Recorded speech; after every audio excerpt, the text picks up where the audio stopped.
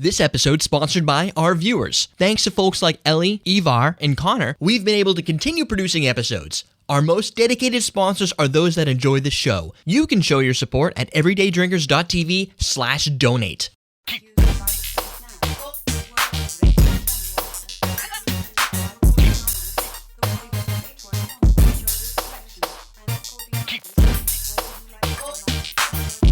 Welcome to Common Man Cocktails. I am your host, Derek Schomer, and today we're going to create a recipe submitted by Brian.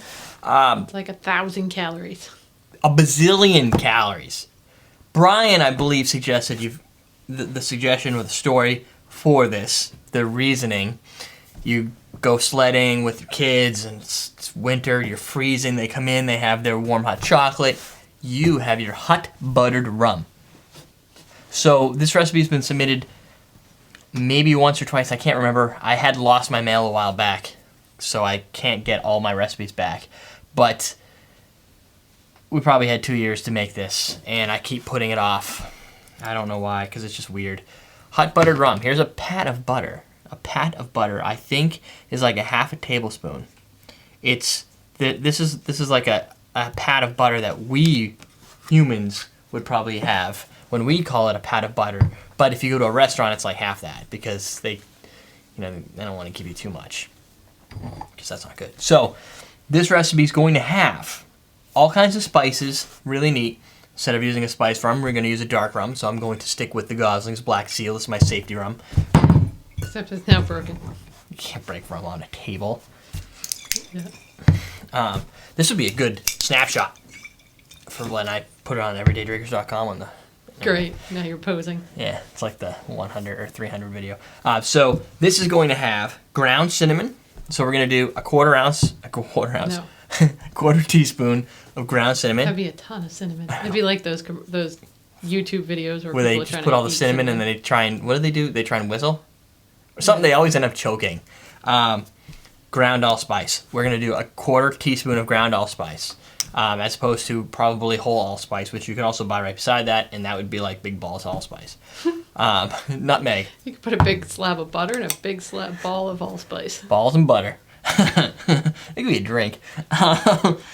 quarter teaspoon of nutmeg. Also, we're going to do a teaspoon of brown sugar, so I brought a teaspoon up too. Brown sugar. Now, Brian said he uses sugar in the raw, which we have also used, but I'm going to stick with the brown sugar because it just seems like it goes so good with dark rum. It's already in there. I know. We're going to stir it with a cinnamon stick. You don't have to do this. You can use a stirrer if you want to, but I'm going to break something before the end. I highly suggest this, and then we're going to top it with hot water. So what we're going to do first, put butter, sugar. Let's do that now. Sugar. Did you just say put butter? Put butter.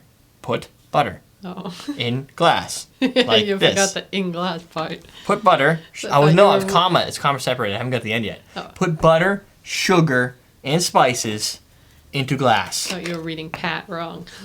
Oh. Pat butter? I don't know her. But you know put? Yes. Put is a nice guy.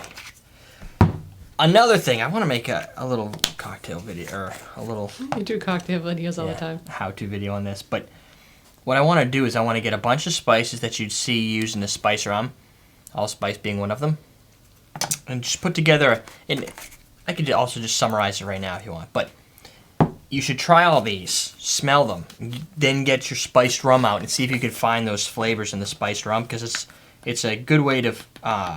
basically build your internal dictionary on what smells and tastes you can get. That way when you smell a rum, you could be like, dude, that thing is potent with allspice, which I think you can get a little bit of that, and like allspice to me is very voyant chai-like. So that's just Just voyant, no other chai. No. Maybe other chai. I don't really know. I like chai. So I've got all those in there with my butter. So we're going to add rum. Let's do that. So how much rum am I going to use? I'm going to use 1.5 ounces. Not too much. Just enough, considering all you've done. It's going to be potent because it's hot water. Hot water makes it... It's going to make it so potent. But, I mean, all we're talking about doing here is sledding, right? This was after you come in from the cold, not before.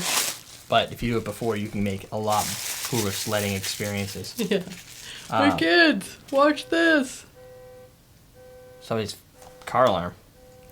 All right, now we're just gonna top it with You hot think we water. live in the city? I know. There's like 4 houses around us, and all of them have car alarms, and apparently one is going off.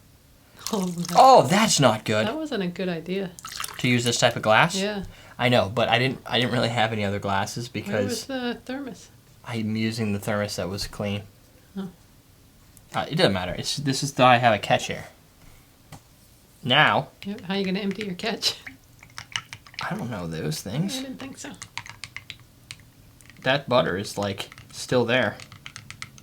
How long does it take to melt butter? How hot is your water? I don't know. Pretty hot. It should melt then. Aha! Yeah, but it's, a pat of butter. Yeah, I do know. You said that. Now, what do you think about this? Can you eat a cinnamon stick? I wouldn't, but I'm sure it's edible. It can be eaten. So what are your thoughts on butter in a drink like this? I think maybe one of the reasons I wasn't doing this drink is because it scares me.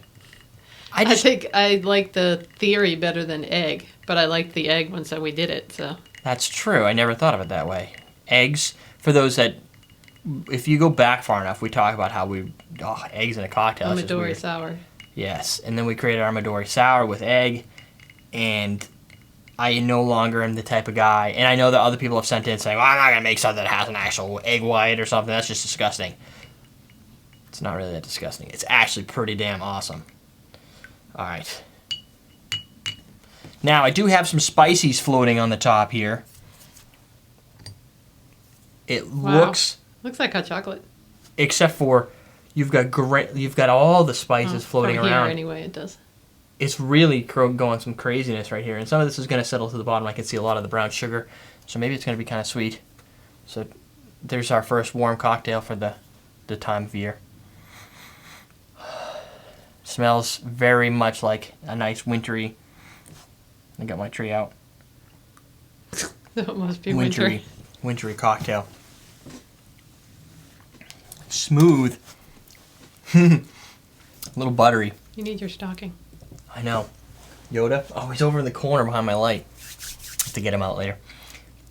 It's buttery, but really on my lips, like I could get a little greasiness, but I'm not tasting a lot of butter. I'm tasting a little bit of alcohol, not as much as I would have thought. The alcohol that you usually get when you warm something up is so potent, such that if you were to take, say, peppermint mocha Kahlua, as I made her drink the other night, I only used like an ounce. Yeah, way too much. Did you finish it? It's a whole, I think I finished most of it because I just held my breath and drank it. It was a big glass of coffee. It wasn't that it was potent. It was sweet. That it was way too sweet and pepperminty. Well, it doesn't take a lot to bring a lot of that through.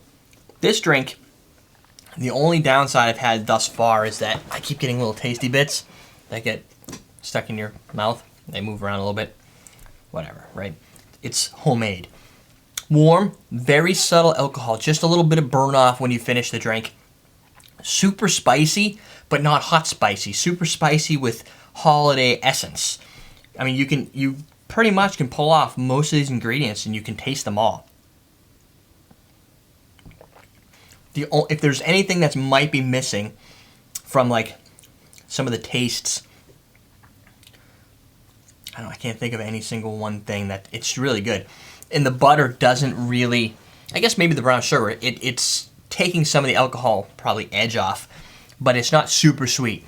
Definitely a warm, inviting, spicy little cocktail. The butteriness definitely coats your mouth with that little bit of fat, and on your lips you kind of taste it, but it doesn't have a lot of overwhelming taste. Definitely cool. I like it. I'm not as afraid of it as I was. I still don't know if I'd make this coming in from being outside and take off all your stuff and you're hot. It's a lot of work, exactly. For me, after sledding, I just put coffee in the Keurig and you're done. When you think about all the awesome things you could do, this is one of them. I'm just a little bit lazy. So that's the hot buttered rum. Thanks, Brian, for that recipe. And Brian did say there's probably tons of other ones, and I'm sure people could submit them. You could prepare it ahead of time and then just nuke it. Right. I mean, realistically, you could put all the spices together. You could even stir them all up and then throw in butter, put in hot water. I don't know if I want to nuke it, though. You could. You could just boil water. That's not that hard. Sure.